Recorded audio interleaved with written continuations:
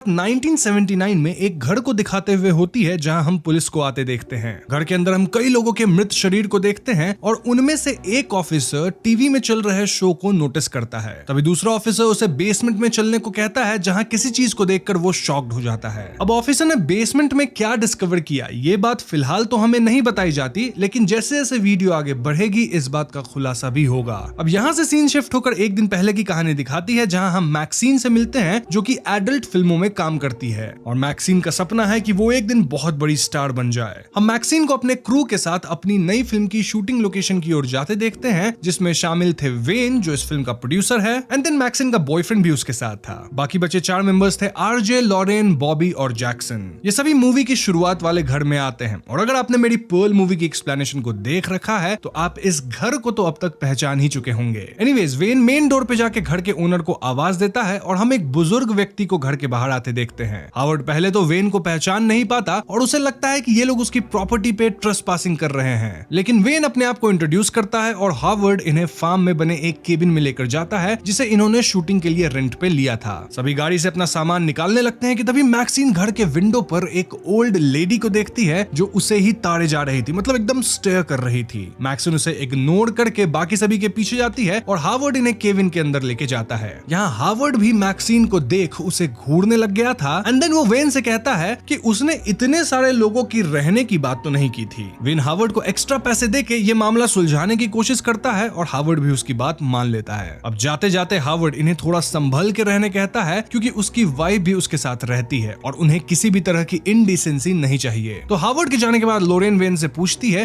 कि क्या उन्होंने इस फिल्म की शूटिंग वाली बात हावर्ड को बताई है, जिसपे वेन लोरेन का मजाक उड़ाता है। हम लोरेन को इन सब के साथ अनकंफर्टेबल फील करते हुए देखते हैं क्योंकि वो अपने बॉयफ्रेंड आरजे के कहने पे यहाँ आई थी और उससे भी इस बात की जानकारी नहीं थी कि ये लोग एक एडल्ट फिल्म बनाने वाले हैं। खैर ये सब फिल्म की शूटिंग करने लग जाते हैं और इसी बीच हम मैक्सीन को केबिन के बाहर जाते हुए देखते हैं। मैक्सीन फार्म को एक्सप्लोर करते हुए फिर से उसी ओल्ड लेडी को देखती है और इस बार वो उसके पीछे घर के अंदर चली जाती है। मैक्सीन घर की खराब हालत को नोटिस करती है कि तभी उसके पीछे वही ओल्ड लेडी आती है और उसे लेमनेड ऑफर करती है। अब अपना ड्रिंक फिनिश करके जैसे ही मैक्सीन जाने की कोशिश करती है ये ओल्ड लेडी उसे अपनी बैक स्टोरी बताने लगती है और दोस्तों यहाँ हम जान पाते हैं कि ये ओल्ड लेडी और कोई नहीं बल्कि पर्ल है। अब इस सीन को देख के एक और बात हम व्यूअर्स क्लियरली समझ जाते हैं कि भले ही हावर्ड ने पर्ल की सच्चाई को जान लिया था फिर भी हावर्ड पर्ल का साथ नहीं छोड़ा। इनफैक्ट वो उसे अभी भी उतना ही प्यार करता है। अब जो लोग कंफ्यूज हो रहे हैं उन्हें मैं याद दिला दूं कि पर्ल मूवी के अंदर जो पर्ल थी वो अपनी पूरी फैमिली को मार दी थी, मतलब वो मेंटली स्टेबल नहीं थी। Coming back to story, Pearl Maxine की खूबसूरती की तारीफ करती है और उसे वियर्ड तरीके से टच करती है। अब ऑफ कोर्स इससे मैक्सीन थोड़ा डर जाती है। तभी वहां हम हावर्ड को आता देखते हैं और पर्ल ऐसे में मैक्सीन को घर के बैक डोर से बाहर जाने कहती है क्योंकि वो नहीं चाहती थी कि हावर्ड को इस बात की खबर लगे कि मैक्सीन यहाँ आई थी। मैक्सीन ऐसा ही करती है और वो हावर्ड से छुपते हुए केबिन की ओर भाग जाती है। अब केबिन के पास वेन मैक्सीन से कहता है कि अब शूट का वक्त हो गया है तुम्हारा, तो तुम रेडी हो जाओ। यहाँ मैक्सीन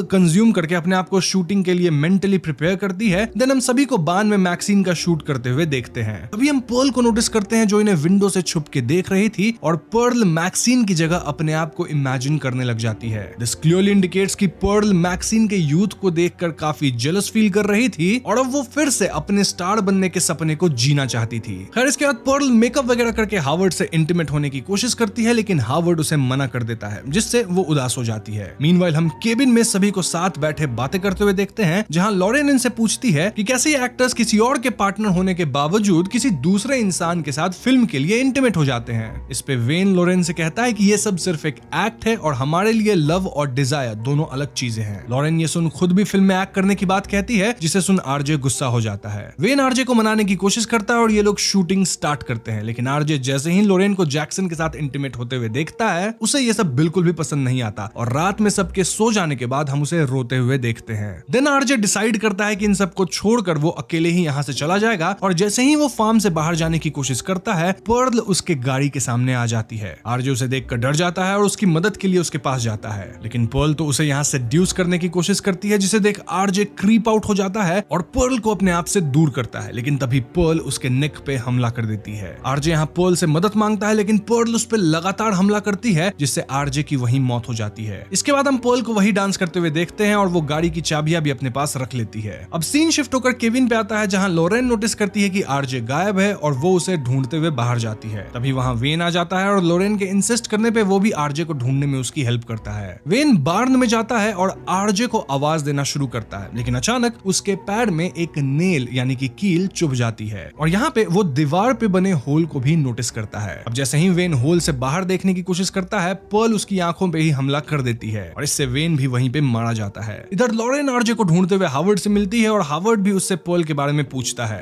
एज उसे भी पर्ल कहीं दिखाई नहीं दे रही थी। हावर्ड कहता है कि पर्ल को ढूंढना ज्यादा जरूरी है क्योंकि उसकी हालत ठीक नहीं है और वो लॉरेन को बेसमेंट से टॉर्च लाने कहता है। अब जैसे ही लॉरेन टॉर्च लेकर बेसमेंट से बाहर आने की कोशिश करती है, हावर्ड उसे वहीं पे लॉक करके चला जाता है। अब इस पॉइंट पे लॉरेन को भी रियलाइज हो गया था कि उसे बेसमेंट के अंदर लॉक कर दिया गया है और ऐसे में वो बाहर निकलने का रास्ता ढूंढने लगती है। लेकिन जैसे ही वो बेसमेंट की लाइट ऑन करती है, उसे सीलिंग से चेन्ड एक मृत शरीर दिखाई देती है जिसे देख लॉरेन चिल्लाना शुरू करती है। लॉरेन की आवाज सुन जैक्सन भी उठ जाता है और चेक करने बाहर जाता है जहां उसे हावर्ड टॉर्च के साथ कुछ ढूंढते हुए दिखाई देता है। जैक्सन के पूछने पे हावर्ड बताता है कि वो अपनी वाइफ को ढूंढ रहा है, एज वो कई बार कंफ्यूज हो जाती है और घर से बाहर चली जाती है। जैक्सन उसे हेल्प ऑफर करता है और उसके साथ पर्ल को ढूंढते हुए लेक के पास जाता है। अब जैक्सन लेक में एक डूबे हुए कार को नोटिस करता है और तभी हावर्ड गन लिए उसके सामने आ जाता है और उसे वहीं पे गोली मार देता है। शूट करने से पहले हावर्ड जैक्सन को बताता है कि उनसे पहले भी एक आदमी यहाँ आया था और हो सकता है लॉरेन को जो बेसमेंट में एक मृत शरीर मिला था वो उसी व्यक्ति की हो। खैर यहाँ से सीन लॉरेन पे शिफ्ट हो जाती है जहाँ वो एक एक्स की मदद से बेसमेंट के डोर को तोड़ने की कोशिश करती है और इसमें वो कामयाब भी हो जाती है। लेकिन जैसे ही वो लॉक खोलने वाली होती है, हावर्ड उस पर हमला कर देता है और उसे बेसमेंट के अंदर ही रहने कहता है। मीनवाइल हम पर्ल को मैक्सिन के कमरे में जाते हुए देखते हैं जहां पर्ल कपड़े उतारकर उसके साथ बेड पे लेट जाती है और वो मैक्सिन को अजीब तरीके से टच करना शुरू करती है। तभी मैक्सिन जाग जाती है और पर्ल को अपने बेड पर देख डर के चिल्लाने लगती है। बॉबी मैक्सिन की आवाज सुन उसकी मदद के लिए आती है और पर्ल को कमरे से निकलते हुए देख डर जाती है।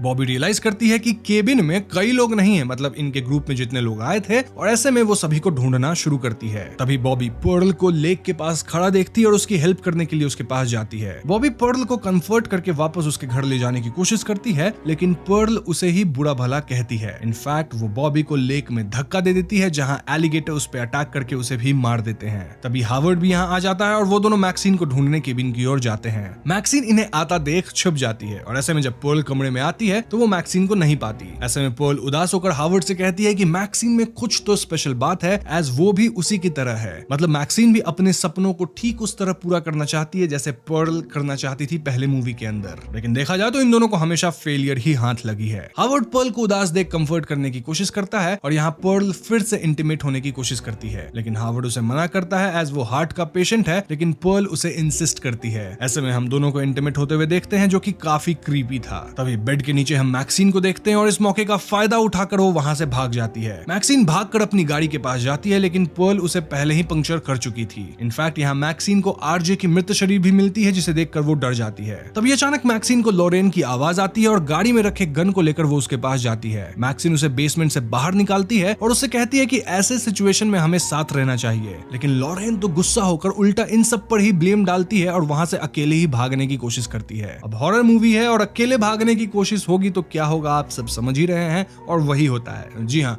हावर्ड उसे शूट करके मार देता है, लेकिन मैक्सिन को दिमाग था, वो ये सब देख लेती है और वहीं पे छिप जाती है। यहाँ हावर्ड और पर्ल को हम बातें करते हुए सुन पाते हैं कि अब उन्हें मैक्सिन की जरूरत नहीं है, एज वो दोनों अब फिर से एक हो चुके हैं। हावर्ड और पर्ल लॉरेन की बॉडी को छुपाने की कोशिश करते हैं, लेकिन तभी लॉरेन कुछ आवाजें करती है जिससे हावर्ड डर जाता है और इस डर से उसे वहीं पे हार्ट अटैक आ जाता है। पर्ल हावर्ड की मौत से टूट जाती है और मैक्सिन इसका फायदा उठाकर उसे गन पॉइंट पर उनके गाड़ी की चाबी मांगती है। चाबी लेकर मैक्सिन वहां से जाने लगती है, लेकिन पर्ल उससे कहती है कि वो जानती है कि मैक्सिन क्या काम करती है और उसका हश्र भी पर्ल जैसा ही होगा क्योंकि इन दोनों का एम्बिशन सेम ही है। अब ये सुन मैक्सिन गुस्सा हो जाती है और उससे कहती है कि वो एक स्टार है और जल्दी पूरी दुनिया भी ये बात जान जाएगी। इसके बाद मैक्सिन पर्ल पे गोली चलाने लगती है, बट फॉर सरप्राइज गन बिल्कुल खाली होता है। पर्ल ये देख मैक्सिन को हावर्ड के गन से शूट करने की कोशिश करती है, लेकिन गन के इम्पैक्ट से वो खुद ही घायल हो जाती है और अपनी बॉडी मूव नहीं कर पाती। मैक्सिन पर्ल की हालत देख खुश होती है और हावर्ड की गाड़ी लेकर वहां से जाने लगती है। पर्ल उसे जाते देख फिर से उसे बुरा भला कहती है, लेकिन मैक्सिन इस बार गाड़ी से उसके सर को ही कुचल देती है और वहां से चली जाती है। अब अगले सीन में हमें फिर से मूवी की शुरुआत वाली दृश्य दिखाई जाती है जहां टीवी में चल रहे शो में एक पास्टर अपनी बेटी की तस्वीर दिखाता है और कहता है कि अब उसकी बेटी सिन के रास्ते पे चलने लगी है। ये तस्वीर किसी और की नहीं बल्कि मैक्सिन की की ही थी और पास्टर इसका ब्लेम इसी एडल्ट मूवी बनाने और कंज्यूम करने वालों पे डालता है। अब तक आप समझ ही गए होंगे कि स्टार्टिंग के सीन में जो ऑफिसर्स आए थे वो पर्ल के घर पे ही आए थे और बेसमेंट में उन्हें क्या मिला होगा, सबकी लाशें। मतलब यहाँ जो इतनी सारी कत्लें हुई हैं उन सब के बारे में ऑफिसर्स को पता चल गया होगा। एंड देन बाहर एक ऑफिसर को आरजे का कैमरा मिलता है। तो फिल्म के शुरुआत में हम वैलेरी नाम की लेडी से मिलते हैं जो एक काफी फेमस मोटिवेशनल स्पीकर है। अब यूं तो वैल काफी कॉन्फिडेंट दिखती है, इनफैक्ट उसकी सेल्फ हेल्प वाली बुक भी काफी बिक रही है। Then she has a happy family जिसमें उसका पति रॉबी भी है। बट वैल की जिंदगी में कुछ सीक्रेट इश्यूज भी जरूर हैं। फॉर एग्जाम्पल वैल को एक कंपल्सिव डिसऑर्डर जैसी कुछ बीमारी है जहां वो बार बार अपने बैक हेड को स्क्रैच करती रहती है। Then for some reason Val अक्सर स्विमिंग पूल में अपनी सांसें रोक के इसे टाइम करती है जिसका संबंध उसके चाइल्डहुड ट्रॉमा से है। इस पे हम वीडियो में आगे डिटेल में बात करेंगे। खैर तो आगे हम जान पाते हैं कि वैल काइंड ऑफ एक वर्ल्ड टूर करने वाली है जहां वो देश विदेश में अलग अलग जगह जाके अपनी स्पीच देगी। द ओनली प्रॉब्लम वाज कि चाइना में एंट्री के लिए वैल को अपनी बर्थ सर्टिफिकेट भी दिखानी होगी जो कि फिलहाल उसके पास नहीं थी। वैल सोचती है कि इसका कुछ तो जुगाड़ हो ही जाएगा और वो इस पे इतना ध्यान नहीं देती। ऑल्दो हम व्यूअर्स एक चीज जरूर नोटिस करते हैं कि वैल की जो सर खुजाने की प्रॉब्लम थी ना वो काफी इंटेंस होने लग गई थी। तो एक दिन वैल मेडिटेट कर रही होती है जब उसे घर में कुछ एंट्स दिखते हैं और एंट्स को ट्रेस करने पे वो अपने घर के एक वॉल तक पहुंचती है जिसमें एक होल थी। बेसिकली उसी जगह पे एंट्स अपना घर बना लिए थे वॉल के अंदर होल में। इसी बीच वैल को अपनी मैनेजर क्रिस्टल से पता लगता है कि चाइना में इवेंट करने के लिए बर्थ सर्टिफिकेट चाहिए ही होगी। मतलब कोई जुगाड़ हो नहीं पाया। ये सुनते वैल अपनी आंटी ट्वी के पास चली जाती है क्योंकि उसके बचपन का काफी सामान आंट के सैलून पे ही था। अब आंट और वैल की बातों से हम समझ पाते हैं कि वैल अपनी फैमिली से काफी डिस्टेंट हो चुकी है, मोस्टली बिकॉज वैल का रिश्ता उनसे ठीक नहीं है। वैल की माँ तब एक एक्सीडेंट में डूब के समाप्त हुई थी जब वैल काफी छोटी थी और वैल के पिता को नशे की आदत थी। इनफैक्ट फिलहाल तो वैल उनसे टच में भी नहीं है। अब वैल को आंट के यहाँ काफी कुछ मिलता है, लाइक उसके बचपन की फोटोज, पेरेंट्स की फोटोज, लेकिन उसे अपना बर्थ सर्टिफिकेट नहीं मिलता। आंट बताती है कि वैल के पिता एक बॉक्स अपने साथ ले गए थे एंड इट्स क्वाइट पॉसिबल कि उसमें ही बर्थ सर्टिफिकेट था। यानी एसेंशियली सर्टिफिकेट के लिए वैल को अब अपने पिता से मिलना होगा। तो इसके बाद वैल वापस घर आती है और उसकी हेड स्क्रैचिंग बढ़ती जा रही थी। वहीं वैल और उसके हस्बैंड रॉबी की बातों से हम समझ पाते हैं कि रॉबी डेस्परेटली एक बच्चा चाहता था, लेकिन वैल इसमें इंटरेस्टेड नहीं थी। ऑल्दो वो रॉबी को ऐसा नहीं दिखाती थी कि वो इंटरेस्टेड नहीं है, बट देन वैल तो चुपके से बर्थ कंट्रोल पिल्स ले रही थी ताकि वो प्रेग्नेंट ना हो जाए। अब उस रात वैल अपना सर बहुत ज्यादा खुजाती है और एक पॉइंट पे वो मेटल से अपना सर खुजाने लगती है जिससे वो चोटिल हो जाती है। ऐसे में वैल तुरंत खुद से मरहम पट्टी करती है, देन इंजरी को छुपाने के लिए एक कैप पहन लेती है। फिर वो एक डॉक्टर से फोन पे इस बारे में बात करती है। डॉक्टर क्लियरली कहते हैं कि वैल को फौरन उनसे मिलना चाहिए क्योंकि ये प्रॉब्लम फिजिकल इशू के अलावा कुछ मेंटल इशू भी हो सकती है। लेकिन वैल यहाँ डॉक्टर से मिलने के बजाय अपने पिता के पास जाती है to retrieve her birth certificate. अब वैल के पिता सांग, जो पहले एक सोल्जर हुआ करते थे, वो अब एक मंक बन चुके थे और गोल्डन ग्रोव मोनेस्ट्री में रहते थे। सांग वैल को देख के खुश होते हैं और वैल नोटिस करती है कि सांग की नाक पे थोड़े ब्लड पैचेस थे, इंडिकेटिंग कि सांग अब भी नशा छोड़े नहीं है। अब इनके बीच थोड़ी बहस होती है अबाउट देयर लाइफस्टाइल्स, लेकिन इस दौरान वैल की नजर एक वॉल पोस्टर पे पड़ती है जिसपे एक अजीब ब्लैक क्रीचर था। पूछने पे सांग बताते हैं कि ये एक वियतनामीज इविल एंटिटी सांशी है और सांशी का मतलब होता है हंग्री घोस्ट या फिर हंग्री पैरासाइट। कुछ बड़ी आपदा के टाइम सांशी एक ह्यूमन होस्ट को पकड़ लेता है, देन उन्हें इनसेशिएबल अर्ज यानी बहुत ही अजीब तरह की प्रबल इच्छा से भर देता है। जैसे जैसे होस्ट उस अर्ज को लेके गिव अप करेगा,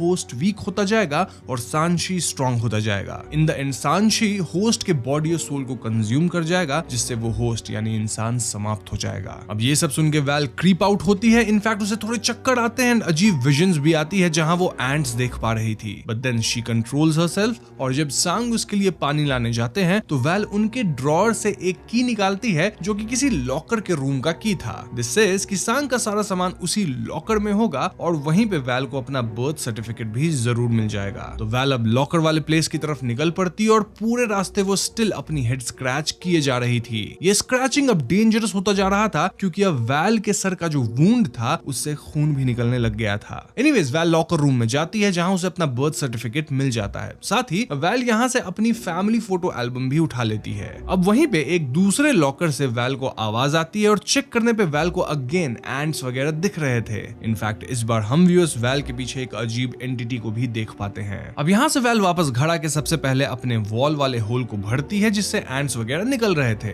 देन वो अपनी फैमिली फोटो एल्बम को चेक करती है जिसमें उसे अपनी माँ के हैंड्स पे कुछ मार्क्स वगैरह दिखते हैं। उसी फोटो में वैल को अपनी मॉम के पीछे एक अजीब सी शैडो भी दिखती है जो कि क्लियर नहीं थी। खैर डिनर पे वैल अपने पति रॉबी से भी बहस कर लेती है और सोने से पहले वो अपने हैंड्स मिटन से कवर करती है ताकि वो फिर से हेड स्क्रैच ना करे। बट देन वैल को एक भयानक नाइट में आता है जिसमें उसके मुंह से ही एंट्स निकल रहे थे और उठने पे वो अपना हाथ खुला पाती है, यानी रात को वो पक्का हेड स्क्रैच करी होगी। इस सबसे परेशान होकर वैल अपनी आंट के पास जाती है और उनसे अपनी माँ के बारे में सवाल जवाब करने लगती है। बेसिकली वैल जानना चाहती थी कि उसकी माँ के हैंड्स पे किस तरह के मार्क्स थे। क्या ये मार्क्स स्क्रैच करने से शुरू हुए थे, क्या ये इंजरी के मार्क्स थे, या किसी और मेंटल और फिजिकल प्रॉब्लम से ये मार्क्स आए थे। आंट बताती है कि वॉर के बाद वैल की माँ को किसी तरह के प्रॉब्लम ने जकड़ लिया था as if it was some kind of curse, और आंट कितना भी कोशिश करी वो वैल की माँ को बचा नहीं सकी। इसके अलावा आंट वैल को कुछ और नहीं बताती और वैल वापस घर लौट आती है। अब अगले दिन वैल की शूट थी for a promotional video for the world tour, और शूट के दौरान वैल अजीब विजन्स देख के हेड स्क्रैच करती है एंड इन जनरल स्टेबल नहीं होती है। ये देख रॉबी वाज कंसर्न्ड क्योंकि कहीं वैल अपनी इवेंट्स पे स्नैप ना कर जाए, लेकिन manager Crystal wanted this event to happen क्योंकि इन्हें अच्छे खासे स्पॉन्सर्स मिल गए थे। बाय द वे मैं आपको बता दूं कि रॉबी भी वैल के साथ ही काम करता है, मतलब काइंड ऑफ उसको मैनेज करने का। अब उस रात जब रॉबी और वैल इंटीमेट होते हैं तो वैल रॉबी के बैक को स्क्रैच कर देती है। इनफैक्ट यहाँ रॉबी को पता लगता है कि वैल के बैक हेड पे प्रॉपर घाव हो चुका है।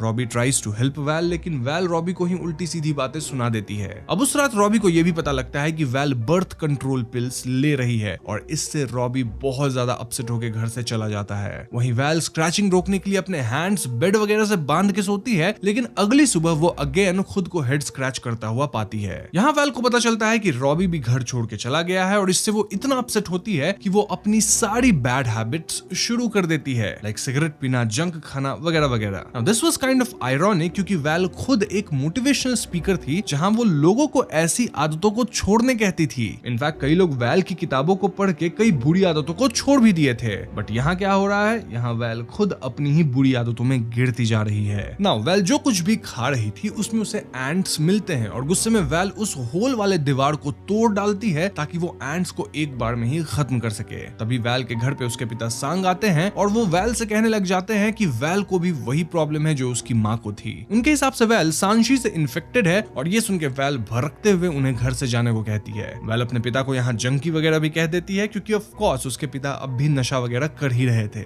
इस पॉइंट पे वैल को अगेन चक्कर आते हैं और सांग वैल से कुछ पैसे लेकर यहाँ से चले जाते हैं। पैसे शायद नशा वगैरह खरीदने के लिए लिए होंगे। ऑल्दो वो जाने से पहले इतना जरूर कहते हैं कि वैल को केयरफुल रहना होगा वरना उसका हाल भी उसकी माँ जैसा होगा। तो इसके बाद वैल फ्रीक आउट करके वापस लॉकर में जाती है जहां वो अपनी माँ की मौत से रिलेटेड कुछ न्यूज़पेपर कटआउट्स चेक करती है। वहां से वैल को पता लगता है कि डूबते वक्त उसकी माँ इंजर्ड भी हुई थी, विच मींस कि जरूर वैल के पिता उसकी माँ को डुबोए होंगे। यहाँ वैल को अपनी माँ के डूबने की विजन्स भी आती है और इसलिए वो तुरंत एक चाकू लेकर अपने पिता के मोनेस्ट्री जाकर उन्हें धमकाती है। अब दोस्तों इस पॉइंट पे हमें वैल के माता पिता की कहानी पता चलती है जो सांग नरेट करते हैं। दरअसल वॉर के दौरान सांग वाज ए सोल्जर और वही सांशी एंटिटी को काइंड ऑफ समन किए थे। होता यह है कि ये एंटिटी किसी भयानक आपदा या समय पे आती है या फिर वॉर या फैमिन के टाइम पे, और देखा जाए तो सांग वॉर में इनोसेंट्स को भी समाप्त कर रहे थे। तो ये एंटिटी पानी से उन पे आ गई थी और उनसे उनकी बीवी पे भी आई। अब एंटिटी के आने से इंसान के अंदर अजीब कंपल्सिव बिहेवियर आ जाती है, जैसे वैल की माँ के शरीर पे अजीब मार्क्स थे, मे बी खुजाने से आए होंगे या अपने आप को चोट पहुंचाने से। देन वैल के पिता सांग शायद एंटिटी के कारण ही ड्रग्स और नशा वगैरह करने लग गए थे।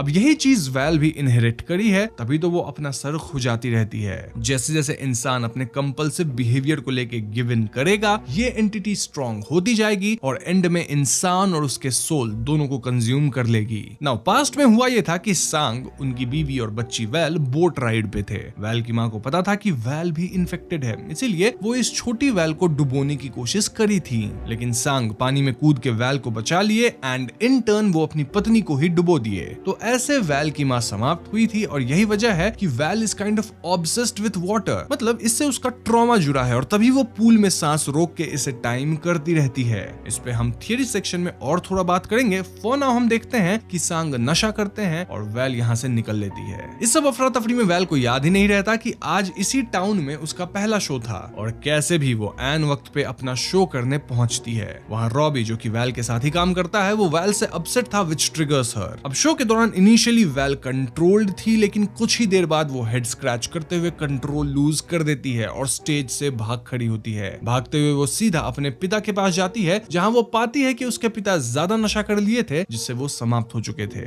इस पॉइंट पे वैल अगेन हेड स्क्रैच करती है एंड दिस टाइम वो लिटरली अपने हेड में एक होल ही कर देती है जिसके कारण वो बेहोश हो जाती है। अब अगले सीन में हम वैल को हॉस्पिटल में देखते हैं और वहां डॉक्टर रॉबी को बता रहे होते हैं कि वैल के स्कल में लिटरली होल हो चुका है। इससे उसके ब्रेन में भी थोड़ी डैमेज हुई है। नाउ इस डैमेज के कारण उसकी राइट बॉडी काम नहीं कर रही है। नाउ वैल की जो ये पैरालिसिस काइंड ऑफ कंडीशन है वो थोड़े दिन में ठीक हो जाएगी विद द रेस्ट, लेकिन वैल का ख्याल रखना होगा। वैसे मैं आपको बता दूं कि अब भी वैल को यहाँ अपने आसपास सांशी मॉन्स्टर दिख रहा था एंड दिस टेल्स अस कि वैल अब भी परेशानी में तो है ही। खैर, तो आगे कुछ सीन्स में हम रॉबी को वैल का ख्याल रखते हुए देखते हैं और धीरे धीरे वैल रिकवर करने लगती है, बट स्टिल वो हेड स्क्रैच करने की कोशिश करती ही रहती थी। और जब रॉबी उसे एक बार पकड़ लेता है तो वैल कहने लगती है कि ये सब उससे एक एंटिटी करवा रही है जिसपे ऑफ कोर्स रॉबी भरोसा नहीं करता। ऐसे में वैल डिसाइड्स कि वंस एंड फॉर ऑल वो इस एंटिटी को खत्म कर देगी। तो प्लान के तहत वैल पहले रॉबी के खाने में नशे की दवा मिला देती है जिससे रॉबी बेहोश हो जाता है। देन वो रॉबी को बेड से बांध देती है और खुद से खुद का एग्जॉर्सिज्म जैसा कुछ करने का सेटअप बनाती है। मतलब लिटरल एग्जॉर्सिज्म नहीं था, रादर एंटिटी को निकालने की प्रक्रिया हम कह सकते हैं। वैल मिरर्स के सामने एंटिटी को चैलेंज करती है और ये एंटिटी वैल को चोट पहुंचाना शुरू करती है। इस सबसे वैल इतना परेशान होती है कि वो एक सॉ से अपने हाथ को ही अलग कर देती है ताकि वो हेड स्क्रैच ना कर पाए। जी हाँ दोस्तों, ये एंटिटी यानी सांशी अब पूरी तरह से वैल पे हावी होके उसे उल्टी सीधी बातें बोल रहा था। लाइक वो वैल के सोल एंड बॉडी को कंज्यूम करेगा पीस बाय पीस। वैल कुछ भी नहीं कर पाएगी तो फाइट करना वर्थ नहीं है, वगैरह वगैरह। अब घर में हो रही हलचल से रॉबी अलग परेशान हो रहा था और वो किसी तरह खुद को आजाद करता है। वहीं वैल सांशी पे पलटवार करती है, उसके हाथ वगैरह को काटती है, लेकिन सांशी चोटिल होके भी रिकवर कर रहा था। ऐसे में वैल किसी तरह पूल तक जाती है और सांशी उसके पीछे आके कहने लगता है कि I am a part of you,